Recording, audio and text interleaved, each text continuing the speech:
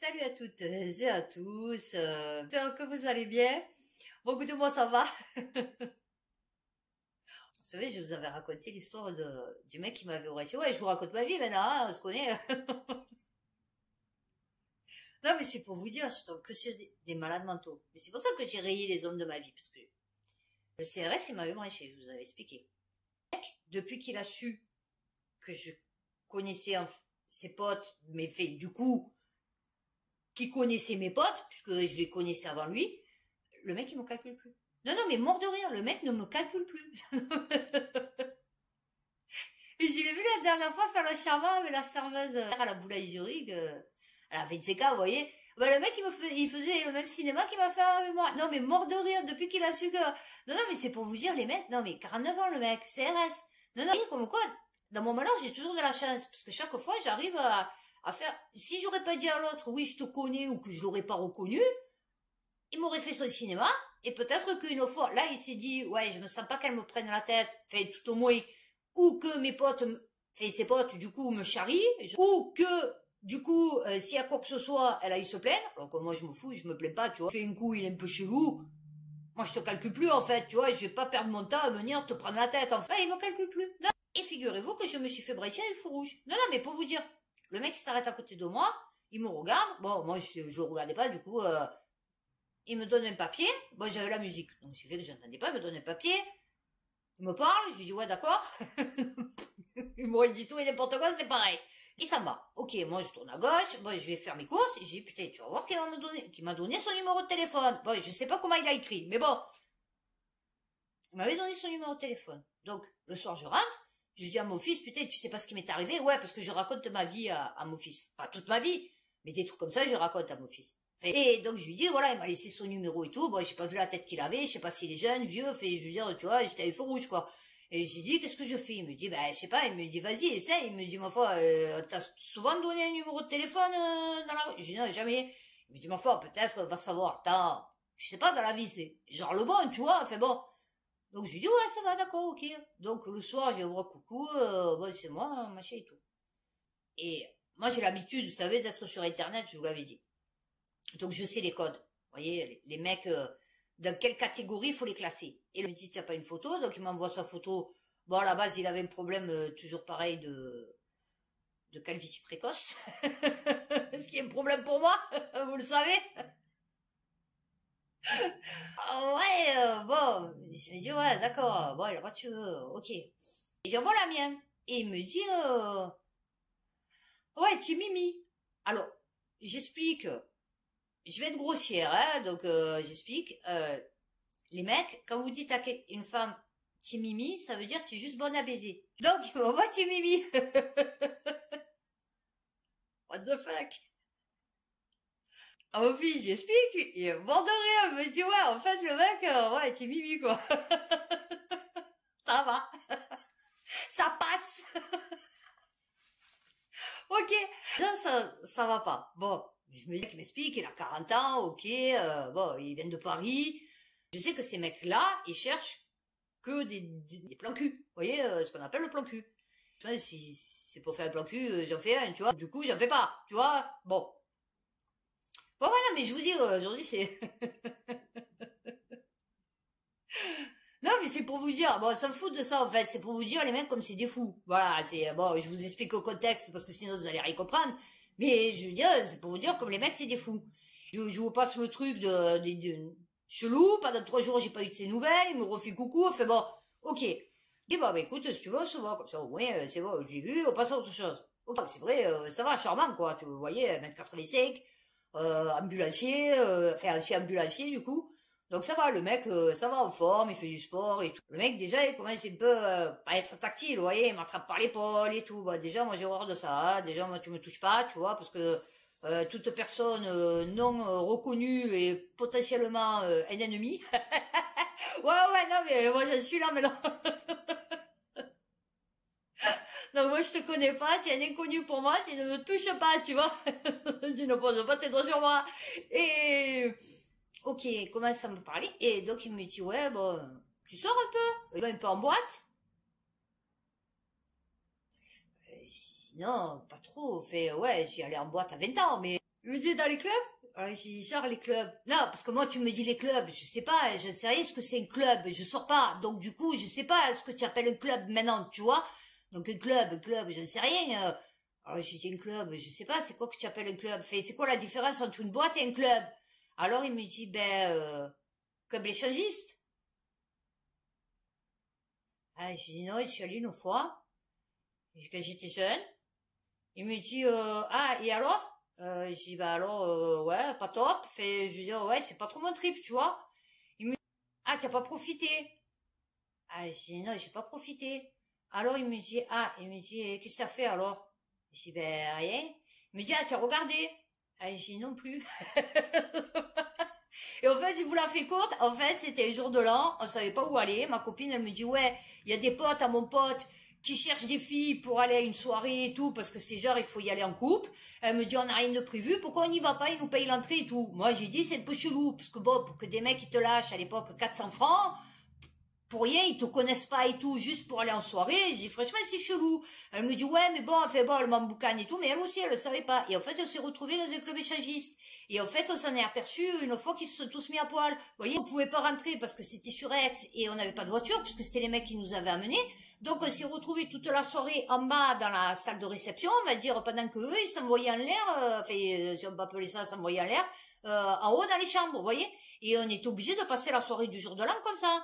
Donc voilà, mon expérience du club d'échangisme. Bon, et lui, donc, il me dit, ah, moi, j'y suis allé sur Paris. Ah, j'ai dit, il me dit, oh, mais tu sais qu'il y a que du beau monde là-bas. Il me dit, tu rencontres des gens bien, hein. Je me doute. Il me dit, ouais, des avocats, des juges, ah, bah, j'ai dit, oui, que des personnes bien, l'élite, hein. Ah, oui, oui, oui, oui, j'ai dit ça, je n'en doute pas, tu vois. Voilà. Non, non, mais je suis tombée sur ça. Non, non, mais mort de rire. Non, mais moi, j'en peux plus, je suis fatiguée. Donc le soir, il me dit, ouais, non, non, non. J'ai dit, écoute, moi, tu sais, j'avais rayé les hommes de ma vie. J'ai dit, donc là, tu arrives un peu genre comme un cheveu sur la soupe. Ouais, j'ai dit, franchement, tu vois, tu m'as pris un peu genre au dépourvu. Bon, on va se calmer, tu vois. Ben voilà, ça fait 2 jours, j'ai plus de ses nouvelles et je le contacte pas, il me contacte pas.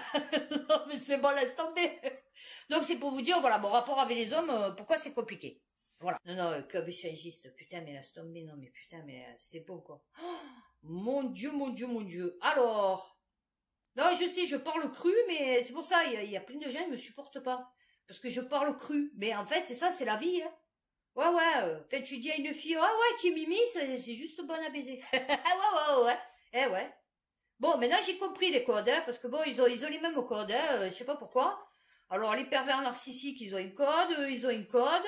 C'est un truc de fou. Alors, aujourd'hui, nous allons faire, non, mais voilà, ma petite minute, j'en ai marre des hommes. Moi, c'est réglé. Ah ouais, j'en peux plus. Donc, aujourd'hui, un sujet un peu plus sympathique. Nous allons faire planète. Parce que j'avais dit que je couperais un peu, mais bon, oui, effectivement, j'ai pas trop coupé. Sur une note, on va dire, un peu plus plaisante. Peut-être. Parce que bon, du coup, il n'y a pas que des bonnes choses non plus. C'était pour comprendre le contexte, pourquoi, voilà, moi, les hommes, c'est compliqué, vous voyez, parce que c'est... je sais pas pourquoi, je suis un aimant à connard, en fait. Peut-être d'ailleurs, dans Société, j'ai un article, comment dépister le connard. Ben, écoutez, vous me prenez, hein, vous faites 500 mètres, et vous allez voir que j'attire que les fous, les clochards, les... Ah ouais, non, non, il y a une fou qui passe, il faut que je me le prenne. Ouais, ouais, non, c'est comme ça. Alors, cnews.fr, ainsi les 5 bactéries les plus mortelles. Principale cause bactérienne de décès dans 135 pays. Ouais. Staphylocoque doré. Ah oui. Et surtout chez nous. Bactéries Escherichia coli, Klebsiella pneumoniae. Ah ben ça j'en ai parlé déjà. Et le bacille pyocyanique. Ah ben celui-là vous connaissez pas. Ont complété le classement des infections bactériennes les plus dangereuses sur le plan sanitaire à l'international. Des pistes pour limiter les bactéries. Alors, prévention des infections, de l'usage des antibiotiques et de la vaccination. Ils disent que non, il faut pas d'antibiotiques. Enfin, il faut pas d'antibiotiques. Les antibiotiques, c'est pas automatique. Et là, ils nous disent, ouais, il faut envoyer les antibiotiques. Les infections bactériennes ont été la 2e cause mondiale de mortalité ces dernières années. Oui, mais beaucoup, la Escherichia coli, c'est à cause de l'eau qui est dégueulasse, mon chéri. Tu vois? Donc c'est pas la vaccination, machin et tout. et les antibiotiques et les machins. C'est surtout de l'eau potable, tu vois, pas dégueulasse en fait. Vous voyez comme quoi de suite ils vous raccrochent ça. Oui, alors antibiotiques, Big Pharma, vaccination, Big Pharma. Non mais s'il te plaît. Déclin des ruches. États-Unis, un vaccin pour abeilles approuvé pour la première fois. Libération.fr. Ah ouais, j'imaginais le mec avec l'abeille. Ça m'a excité du Covid. Bon, attends, je vais essayer de trouver la veine. Tiens vous. Ah ouais, non, mais alors je me faisais un délire là-dedans. Ouais, parce que je me fais des délires. Hein. Et donc, je me disais comment il fait pour trouver la veine, tu vois. L'idée peut sembler farfelue, mais elle pourrait constituer une avancée notable pour lutter contre l'effondrement des populations des abeilles. Un vaccin a été approuvé, c'est du n'importe quoi, pour protéger les précieuses pollinisatrices contre la loque américaine, une maladie causée par la bactérie Paenibacillus larvae. Elle s'attaque aux larves et donne aux ruches une odeur de pourriture, d'où son surnom de loque puante. Il n'existe actuellement aucun remède contre la maladie. Ah, tu veux dire un pchit qui dans certaines régions des États-Unis a été trouvé dans un quart des ruches. Ouais, mais pose-toi les bonnes questions, obligeant les apiculteurs à détruire et brûler les colonies infectées. Eh oui, la promiscuité, comme j'ai déjà expliqué, n'est jamais bonne. La maladie, très présente aux États-Unis. Pourquoi ils bourrent d'antibiotiques les volailles et les machins, les cochons et tout? Parce qu'ils sont dans un espace réduit, ils sont nombreux. Voilà. S'ils seraient aérés, à une distance de sécurité, tu vois, eh ben peut-être qu'il y aurait un peu moins de maladies. La maladie très présente alors s'est peu à peu répandue dans le monde entier. Le département américain de l'agriculture a accordé une autorisation conditionnelle. Oula, d'accord. Pauvres abeilles. Car les abeilles sont victimes de cocktails mortels, l'introduction d'un vaccin intervient à un moment critique pour les abeilles qui sont vitales pour le système alimentaire mondial, mais aussi en baisse à l'échelle mondiale à cause du changement climatique. Non, à cause des pesticides. Non, remets dans l'ordre. Parce que là, il a marqué changement climatique. C'est nouveau. Moi, j'ai jamais entendu dire qu'il y avait eu souci avec les abeilles avec le changement climatique. Excuse-moi, mon chéri. Non, mais des pesticides, de la perte d'habitat et des maladies. Oui. Non, perte d'habitat, bon, je sais pas, parce que c'est des ruches. Donc, c'est pas leur habitat. On les habite dedans, tu vois. C'est un peu comme nous. On est obligé d'habiter quelque part, tu vois. Mais bon, à la base, eux, il faut leur nid, quoi, tu vois. Donc, ils ont pas perdu leur habitat. Il y en a encore des abeilles sauvages. Sauf que, oui, tu vas pas récupérer le miel là-dedans. Et les maladies, c'est parce que, justement, il y a une promiscuité. Nous espérons vraiment que nous allons changer l'industrie maintenant. Ah oui, c'est juste pour changer l'industrie. Ah oui, là, oui, c'est ça. Alors là, ils peuvent pas gérer les cochons, les vaches et tout, ils peuvent gérer. Mais là, oui, effectivement, les abeilles, ils peuvent pas trop gérer. De faire en sorte que peut-être elles soient moins concentrées et un peu plus disséminées, tranquilles, avec leurs petites portions de petites fleurs à butiner, tu vois. Chaque fois, on leur enlèverait pas le miel. Parce que ça doit être un peu stressant quand même pour l'abeille. Parce que la fille, elle se casse le cul quand même 366 jours dans l'année pour récupérer du miel pour ses petits bébés abeilles et tout, pour faire sa petite provision de bouffe et tout. Puis du coup, on lui enlève son habitat, tu vois. Du coup, ça revient, c'est tout vidé, tu vois. Ouais, effectivement, ça doit être un peu choquant, tu vois. Voilà, un peu stressant peut-être pour l'abeille aussi. 20minutes.fr 3 espèces d'oiseaux menacées d'extinction en France. Oh, bah, il y en avait que 3. Le macaremoine. Alors, extinction, est-ce que c'est extinction ou c'est qu'ils viennent plus? Parce que peut-être ils en ont un peu marre aussi de venir en France, tu vois. Enfin, je veux dire, bon, peut-être ils ont trouvé des lieux un peu plus sympathiques. Aussi appelé perroquet des mers, le macaremoine appartient à la famille des alcidés, comme les pingouins, de la taille d'un pigeon. Cet oiseau marin a une silhouette arrondie, un plumage noir et blanc, des pattes palmées rouges en été et jaunes en hiver. Oh, il a mis les chaussettes d'été. Ah ouais. Et un gros bec fait de couches cornées bleu, jaune, rouge. Ah oui, non, mais c'est magnifique. Il vit dans l'Atlantique Nord, où il plonge pour se nourrir de poissons, de calmars et de crustacés. Victime de massacres au nord de la Bretagne jusqu'au début du XXe siècle. Ouais. Au XXIe. Il n'y reste que 130 couples environ. Ah ben oui, je t'ai dit, peut-être ils se sont dit, oula, ils aiment pas les immigrés. Ah ouais, oulala, Oui, ils préfèrent mieux les pigeons et les mouettes. Ouais, non, alors on va aller... Ouais, ben écoute, on a subi une extermination de masse, donc peut-être que on va aller voir si ailleurs c'est pas mieux. Ah oui. La pique grièche à poitrine rose. À poitrine rose. Ah ouais, rose claire alors. Hein. L'espèce immigratrice s'est passée l'hiver en Afrique, puis revient nicher en Eurasie au mois de mai. Ah ouais, mais c'est pour ça, monsieur. Ah ouais, mais attends, tu es une clandestine. Ah ouais, non, attends, nous on a dit non, plus de clandestin, c'est fini maintenant. Ah ouais. Alors, le petit pingouin, Alcatorda, aussi appelé... Ah ben oui, c'est celui qui s'était perdu la dernière fois, qui chassait le petit poisson. Il avait suivi le petit poisson. Eh ouais, il voulait à tout prix ce petit poisson. C'est le seul pingouin subsistant depuis l'extinction du grand pingouin. Eh ben ça y est, c'est fini. Ouais, lui aussi. Noir et blanc. Ah ouais, mais c'est ça. Eh, la mixité, c'est pas bon. Il mesure 39 à 48 centimètres. Ah oui, il est grand quand même. Il est très maladroit sur Terre. Ah, c'est pour ça, ouais, ils aiment bien s'attaquer aux trucs maladroits, handicapés, tu vois, ouais. Il est en revanche à l'aise dans les airs et sous l'eau. Ah, il vole? D'accord. Ah ouais, il est en mode furtif, le truc. Ah ouais, non, c'est rigolo. Petit pingouin capable de voler. Eh oui. Ouais, mais alors il faut pas l'appeler un pingouin, parce que nous, pour nous, un pingouin, ça vole pas, tu vois, chérie. Alors, lefigaro.fr, pourquoi mon chat patoune? Alors, je savais pas ce que ça voulait dire patoune, parce que nous, on dit tricote. On dit qu'il tricote. Tu vois, quand il fait ça, nous, ici à Marseille, on dit que le chat, il tricote. Et ben moi, j'avais un chat, il me prenait le pull, comme ça. Mais pendant des heures. Il tricotait, il bavait. Et après, je sentais le chat. C'était dégueulasse. Mais il se faisait un délire. J'étais allongée, je regardais la télé, il venait, il me prenait le pull, mais bien, hein, dans sa bouche. Et pendant 1 heure, il tricotait, il ronronnait. Et après, quand il partait, mon pull était trempé, mais trempé. Non, mais mort de rire. Eh ouais, mais c'est parce que c'est... Alors, il pétrit, d'accord? Donc il tricote. Et, vous savez pourquoi? Moi, je vais vous dire pourquoi. Je vais pas le lire. Je vais vous le lire après. Mais normalement, c'est parce que ça lui rappelle, c'était pour stimuler le tété à sa mère.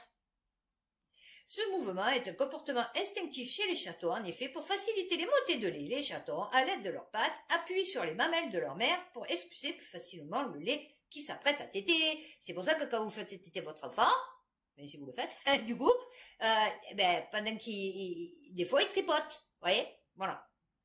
Ouais, c'est super sympathique. L'allaitement.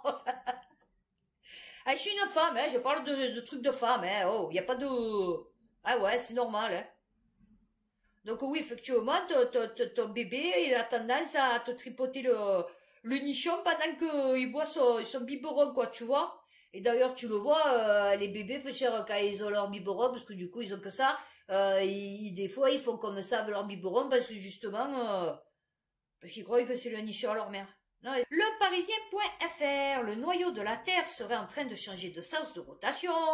Localisée à plus de 5000 km sous nos pieds, elle nous est étrangère. Elle, c'est la graine, la partie... Ils l'ont jamais vue, hein. Non, parce qu'ils ont creusé, allez, peut-être maintenant 20 km, grand max. Donc en fait, c'est une théorie encore, leur noyau terrestre. Tu vois, ils savent absolument pas ce qu'il y a à l'intérieur de la planète. Non, mais je t'explique. Elle, c'est la... Déjà, ils te retrouvent pas un mort enterré avec les rayons, machin et tout, tu vois. Donc, imagine au milieu du centre de la Terre. Non, mais... Déjà, ils croyaient que c'était chaud, et puis maintenant, ils se rendent compte qu'il y a des lacs et des trucs comme ça, mais... Elle, voilà, d'accord, pas de celle qui germe, mais du genre à faire encore germer beaucoup de questions. Ok, on se fout. Ou les températures avoisinent les 6000 degrés. Oui, elle fait, bon, tu n'as pas pris la température, tu n'es pas descendu avec un thermomètre, tu vois. On sait qu'entouré par le noyau liquide, ah non, on le sait pas. La graine tourne. Ah, maintenant c'est une graine. D'accord.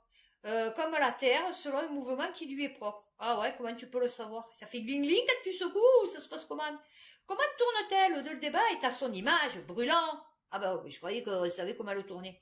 Alors, dans la revue Nature et Géosciences, ce lundi, 2 chercheurs chinois avancent. Ah ouais, mais c'est des Chinois, putain, ah, les gars, c'est des Chinois. Avance, calcul à l'appui, une surprenante hypothèse. Des calculs à l'appui, c'est plus une hypothèse. Tu vois, c'est un fait. Tous les 35 ans, environ, la graine changerait de sens de rotation. Ah d'accord. Mais pourquoi tu l'appelles la graine? J'ai pas compris. Pourquoi? Dans ton imaginaire, ça a la forme d'une graine? Non, parce que moi, on m'a dit que c'était un noyau sphérique dur de fer pur, je sais pas quoi, machin et tout, super aimanté, claque-route terrestre, manteau supérieur, ok. Manteau inférieur, ok. On est toujours ok sur la théorie. Noyau externe, ok. Noyau interne. Pourquoi, selon les thunes, la graine? Mais pourquoi? C'est tiens, il y a un problème avec les graines ou ça se passe comment? On n'a que 57 ans de données, c'est donc après on avait des pincettes. Ah ouais, non mais n'importe quoi. Bon ben c'est bien, voilà, le Parisien il a fait un truc sur une graine. Bon ben je sais pas, ben sûrement. Alors, maintenant vous savez qu'au centre de la Terre il y a une graine. Bon, peut-être l'arbre d'asile, là, je sais pas quoi, Yggdrasil, là, je sais pas quoi. Non, non mais, m'en de rien. Alors, franceinfo.fr, biodiversité, une nouvelle colonie de manchots empereurs découverte en Antarctique. J'ai pas compris. Non, mais attendez. Alors, bon, d'accord, ok. Je veux bien, dans la jungle équatoriale, Pérou, Tibet, tu vois que tu découvres un animal, un insecte, un batracien, inconnu. Ok. Forêt, rocher, nuages, montagne, vallée, grotte, ok, pas de problème. Mais là, Antarctique, blanc, plat, pingouin, blanc et noir. Fait, je veux dire, tu vois, donc bon. Non, non, ils vous prennent vraiment pour des cons.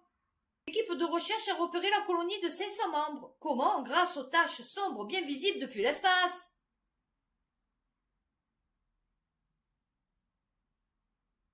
Non, alors, déjà, grâce aux taches sombres bien visibles depuis l'espace, je suis pas trop sûre. Mais c'est surtout la suite de la phrase que font les excréments de ces animaux. C'est quoi? C'est Jurassic Park ou ça se passe comment? D'accord. Mais c'est pas vu de l'espace, là, mon chéri, hein. C'est, oh, tu as confondu, là. C'est pas de l'espace, ça, mon chéri. Ou alors, l'espace, il est bien mat. Il s'est bien rabaissé depuis le temps, parce que là, ouais, tu es sur du, allez, petit avion, tu vois? Drone, tu vois? Ouais, ouais. Non, tu n'es pas sur de l'ISS, là, hein, je t'explique, hein. Alors, cette nouvelle colonie porte à 66 le nombre de groupes de manchots empereurs identifiés le long du littoral. Oh, mais j'en bats toujours. Mais j'ai pas tué des manchots quand j'ai mis ma machine ce matin? Oh, mon Dieu. Ouais, en fait, ça faisait des taches, vous voyez, plus sombres. Voilà, genre des coulées noires, vous voyez, des taches un peu sombres, vous voyez. Et bon, pour de l'espace, c'est pas possible. Enfin, 500 kilomètres, c'est pas possible. Tu vois? Ou alors, donc, du coup, tu zoomes, mais alors, du coup, pourquoi aller dans l'espace? Limite, tu vas 6 kilomètres, tu les vois, tu vois, je veux dire, bon. La disparition des éléphants aggrave le réchauffement climatique. Moi, je croyais qu'il en restait une quinzaine. Alors, reporter.net. Non, mais je sais pas, il en reste une centaine, ça fait quelques milliers, allez, à la rigueur. Alors, ils arrachent des branches entières et des racines des plus jeunes arbres. Ah bah t'inquiète, bah ils voulaient de la forêt, ils vont avoir de la forêt. Ils font un travail colossal pour maintenir la diversité de la forêt. Oh bah on en a rien à bomber, nous, hein. Une population en chute de 86%. Putain, vous vous rendez compte que j'étais petite, déjà ils nous disaient qu'il n'y avait plus d'éléphants. Mais d'où viennent tous ces éléphants? Ah oui. Ah non, je sais pas, moi ça fait, je vous promets que ça fait 50 ans qu'on nous dit que les singes, c'est mort, là, les bonobos, les orang-outans, c'est fini, les éléphants, c'est fini, et là, ils nous disent encore que ça va finir. Mais c'est quoi? C'est Jésus et les éléphants, ou c'est plus les poissons et c'est les éléphants, mais non, ou ça se passe comment? Les kangourous arboricoles en voie d'extinction, nés dans un zoo britannique. Ah ouais. Ils aiment bien les humains avoir des animaux, des plantes à la rigueur, pourquoi pas, mais en cage, sous leur domination. Ouais, ils aiment bien. La liberté, ouais, ils aiment pas trop. Non, ouais, non, parce que eux, comme ils sont pas libres, ils se croient libres, mais ils sont pas libres. Donc du coup, ils veulent pas que les animaux ils restent en liberté. Ouais, ouais, il faut à tout prix il les gère, il les, voyez, parce que l'homme s'est pris pour Dieu. Plus petit que le kangourou australien. grand, le kangourou australien, non? Ah ouais, 2,80. Un petit peu plus petit. Ouais, c'est sûr. Le truc, il fait 3 mètres. Attends, non, mais... Plus petit que le kangourou australien. Ah oui, bah ouais, d'accord. Le dendrolag. Qui c'est qui lui a donné ce nom de con? Il a chié ton nom. De Goodfellow. Ouais, mais du coup, voilà, ils auraient dû lui donner un nom un peu plus sympathique. Là, il est dégueulasse. Pourquoi tu l'as appelé comme ça? C'est quoi, là? C'est comme l'autre, le Proctotorus, là. Le dendrolag. C'est vilain. Moi, j'aime bien les petits suricates, tu vois, parce que c'est rigolo. Et puis le nom, ça leur va bien, suricate, tu vois. Voilà. Les koalas, les dendrolagues. Victime de la chasse et de la destruction de son habitat naturel, il a vu sa population diminuer de plus de moitié en 30 ans. Eh ouais. Grâce à un endoscope spécial. Moi, ça me dégoûte, vous voyez. Parents, ils leur mettent un bras dans le schtroumpf, pour savoir si tous les organes ils sont en place et tout. Dès qu'ils ont des bébés, ils te les capturent. Bon, c'est un animal à la base, tu vois. Ils te capturent un peu, bon, ils t'endorment, ils t'attachent, ils te coincent, tout ça pour te passer une espèce de truc sur ton ventre pour savoir. Et puis si ça va pas, ton père, Oh, mais laisse-moi tranquille. Ah non, mais sérieux. Ah, grâce à un endoscope spécial passé dans la poche de sa mère à plusieurs semaines d'intervalle. Vous vous rendez compte? Tout ce que leur font, en vérité, les expériences qu'ils leur font. Et là, c'est normal. Là, non. Là, c'est pour la science. Hein, c'est ça? Non, non, là, c'est pour la science, c'est ça? C'est pas grave qu'on lui enfosse un endoscope spécial qui est placé dans la poche à plusieurs semaines d'intervalle depuis sa naissance en juillet dernier. Hein? Non. Le truc, il se voit une espèce de... C'est, comment il s'appelait, le film avec... putain, celui qui a fait Ace Detective, là, comment il s'appelle, là? Ace Ventura. Truman Show. Le mec, il est Truman Show. What the fuck? Des petits bébés marsupial, je sais pas quoi, tu veux têter le nicheur à ta mère, parce que bon, du coup, elle en a qu'un en plus. Et tu te retrouves que tu têtes à la caméra. Non, mais s'il te plaît. Mais laissez-les tranquilles, les animaux. Non, non, mais... Alors, le retour d'El Niño aura 5 conséquences majeures en 2023. Futurascience.com. Le retour du phénomène climatique El Niño semble de plus en plus se confirmer pour la fin de ce printemps.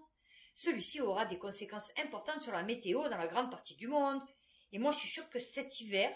je suis sûre que cet été, on va avoir un été pourri, vous allez voir. Enfin, nous, à Marseille, je parle pour le reste du monde. Je m'en fous. Vous allez voir qu'à Marseille, on va avoir un été dégueulasse. Depuis fin février, l'est de l'Australie est submergé par des pluies torrentielles qui ont inondé 1000 km de terre du Queensland à la Nouvelle-Galles du Sud. L'agglomération de Sydney a de nouveau été touchée par des pluies historiques ces dernières heures. Le montant des dégâts s'élève actuellement estimé à plus d'1 milliard. Ah oui, surtout, c'est surtout les pépettes. L'est de l'Australie confronté à des rivières atmosphériques, des bandes de vapeur d'eau très concentrées présentes dans l'atmosphère. Ok, et donc nous, 1840. Bah ça va, ça a déjà eu lieu donc. Alors, Dundun, j'ai dit une doudoune. La ville de Dundun, en Nouvelle-Galles du Sud. 1 mètre de pluie. Ah ouais. Alors que la moyenne est de 10 mm. Ah bah écoute, ils auront de l'eau. Eh ouais, pour se laver. Non, c'est pas vrai, je rigole. Et tel événement présente une occurrence d'un risque sur 1000 ans. Eh ouais, ben ouais. Ben, je sais pas, tu nous dis, tu nous répètes que la Terre, elle a 4 milliards d'années. Donc tu te doutes que sur 4 milliards d'années, il y a beaucoup de fois de 1000 ans, tu vois. Et on peut qu'on tombe sur le basculement du 999 1001, tu vois, voilà. Ces pluies historiques sont très probablement, ah oui, d'accord, liées au phénomène La Niña, qui se prolonge pour la 2e année consécutive. La hausse des températures, ouais, le GIEC. Ouais, après c'est le GIEC, hein. Oh, un McDonald's sous les eaux. Oh, ils pourront pas manger les hamburgers. Oh, bio de McDo, putain. Allez, et on va finir par celui-là. Slate.fr, en sachant que j'en ai 2. Le chien descend-il vraiment du loup? Alors, peut-être mon chihuahua. Elle attaque tous les gens. et elle attaque tous les rats. Elle court après les rats. Mais c'est une folle furieuse. Vous la voyez courir, elle remonte, elle redescend, elle essaie de passer sous les voitures et tout. J'ai jamais vu un chihuahua comme ça. Par contre, non, la blonde, non. Non, la blonde, non. Le meilleur ami de l'homme fait partie de nos vies depuis l'époque des chasseurs-cueilleurs. Ouais, mais ça, c'est ce que tu dis, parce que du coup, tu n'y étais pas. Confortablement assis sur votre canapé. Non, confortablement logé dans mon lit. Ça, oui. Ouais. Alors, j'ai là, la grande qui se couche sur ma couette. Bon, j'essaye de tirer, parce que bon, du coup, ouais, c'est ma couette. Et j'ai l'autre qui se met en dessous. Non, mais alors, donc, du coup, j'en ai une derrière et une devant. Non, mais parce que bon, je dors sur le côté. Mais c'est merveilleux. Alors, la blonde, ça va, je la vois. Mais là, la chihuahua sous la couette, des fois, je capte pas, parce que ma couette, c'est une couette 3 places, tu vois. Donc, du coup, quand ça fait une boule, je sais pas si elle est dessous. Combien de fois j'ai manqué l'écraser? Putain. Le loup gris. Canis lupus. Moi, j'avais un chien loup turc. Ouais, cherchez sur Google, vous verrez. Ouais, ben, un jour, il m'a attaqué. Eh ouais. Il avait un problème à l'oreille, j'ai voulu lui mettre le médoc. Il a pas trop supporté. Donc, il m'a chopé là, j'étais en sang. Je l'ai tenu, je me suis retourné tous les ongles. Et je me suis cagué dessus. Et après, j'ai été obligée de le faire piquer parce qu'il m'avait attaqué. Enfin, j'ai filé à ma mère. Parce que du coup, elle a dit genre, ouais, toi, tu sais pas t'en occuper, elle a l'habitude avec moi. Et puis finalement, il a attaqué un mec qu'elle connaissait, donc du coup, elle l'a fait piquer. Non, mais mort de rire, tout ça, parce qu'il avait été maltraité pendant son enfance. Vous voyez? Voilà. Donc, ce qu'il arrive sur les chiens, chats, c'est pareil sur les humains, tu vois. Malgré les restrictions d'habitat et de niche écologique engendrées par les êtres humains, d'accord, oui, 50 000 ans, 10 000 ans, 20 000 ans, 300 000 ans, entre chien et loup. Alors, ok, oui, non mais d'accord, est-ce que ça fait comme nous et l'homme de Cro-Magnon qui n'a aucun rapport avec l'homme de Néandertal? Alors, le problème est que les squelettes complets de canidés paléolithiques sont extrêmement rares. Ah bon, pourquoi? Non, je sais pas, parce qu'on a réussi à retrouver un homme de Néandertal, et je suppose qu'il n'y en a pas de 600 millions, et là, des loups, tu n'arrives pas à en trouver. D'accord. Avec les grandes avancées de la génétique. C'est des fossiles que tu trouves. Et en plus, tu te dis qu'ils sont extrêmement rares. A connu ces dernières années des nouvelles études, l'ADN d'anciens viennent maintenant prêter main forte. Ok, le mystère de l'origine du chien. Ah oui, non, parce que tout est un mystère en fait, même nous. Des échantillons de canidés anciens, comme modernes. Ah, pas paléolithiques, anciens. Sont maintenant prélevés sur tous les continents, diversité, ouais d'accord. Population, lupine, paléolithique. On dirait un robot. On dit s'adapter. Alors, géographie changeante, événements glaciaires, Eurasie. Ouais, non, mais je coupe parce que du coup, loin d'être compartimenté, la coévolution des canidés ne s'est jamais arrêtée. Ouais, non, mais je vous dis, ça c'est comme ils vous disent, ouais, les singes. Vous voyez les singes? Là, j'avais vu un jour, singes. Puis d'un coup, il y avait un truc, là, humain. What the fuck? Qu'est-ce que tu fous là? Tu t'es pas d'un truc, pourquoi tu te rajoutes en fait? Tu vois, tu n'as aucun rapport. Alors, il le situe, ouais, allez, on va le mettre là, il y a un peu d'espace, tu vois. Non, mais tu te dis, mais pourquoi? Pourquoi d'un coup, il est parti de l'autre côté? Alors que chez les animaux pas, chez les mammifères, enfin, chez les animaux pas, chez les insectes pas, chez les... C'est tout le monde. Il n'y a jamais aucun dinosaure qui a évolué comme nous les humains. Il n'y a jamais aucun insecte depuis 4 milliards d'années qui a évolué comme nous les humains. Donc pourquoi nous, d'un coup, on part du singe en fait? Non, mais... Oh, ah ben voilà. On va finir sur celui-là. Les archéologues se seraient trompés depuis le début sur les momies. Ça m'intéresse. Ça m'intéresse.fr. Pour certains égyptologues, les pharaons n'auraient pas été momifiés dans le but de conserver leur corps, mais seulement pour respecter certaines croyances vis-à-vis de l'au-delà. De quoi cet article? Ah ouais. Ben non, mais parce que, ouais, c'est pas ça. Non, mais, c'était pas admis? D'accord. D'accord. Ah, c'était pas admis, là. Cette théorie n'était pas admise? Alors. Ah, parce que moi, je pensais que c'était, ben non, c'était pas pour. Fait, c'était pour conserver leur corps, mais pour qu'ils puissent passer dans l'au-delà. Fait, façon de parler, quoi. Donc, il y avait bien une question d'au-delà. Alors, attendez. Les experts de l'époque se sont accordés à dire que ce processus avait été inventé par les Égyptiens pour conserver le corps des défunts. Oui, d'accord. Une hypothèse devenue au fil du temps une affirmation. Oui, d'accord. Pourtant, sur les Britanniques, cette théorie est fausse. Je sais pas. Bon, pour moi, c'était évident.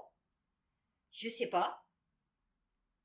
Alors, ça m'intéresse. Écoute, je sais pas. Je crois que tu es un peu voyageur du temps parce que moi, personnellement, je le savais déjà. C'est pour conserver le défunt, pour que genre, quand il aille dans l'au-delà, son corps soit top, nickel. C'est pour ça qu'on l'enterre avec ses animaux, ses machins, fait pour qu'il parte avec. Et si son corps il est dégueulasse, ouais, il va arriver dégueulasse, fait, tu vois. Ben oui, ben oui, j'ai pas compris. Non, mais ça m'a fait délirer. Ben voilà, ben écoutez, on va finir sur la momie, hein. De toute façon, je sais pas où on en est maintenant. Bon, ben écoutez, j'espère que cette vidéo vous aura plu. On a un peu changé un peu de contexte, on va dire, malgré que bon, ce soit pas top top, mais fait ça va. Et bah écoutez, voilà, n'hésitez pas à liker, à vous abonner, à laisser un commentaire si vous en avez envie. Et sympathique, hein, tant qu'à faire. Ouais. Et puis, bah écoutez, d'ici là, prenez soin de vous, faites attention à vous, et puis à bientôt pour une prochaine vidéo.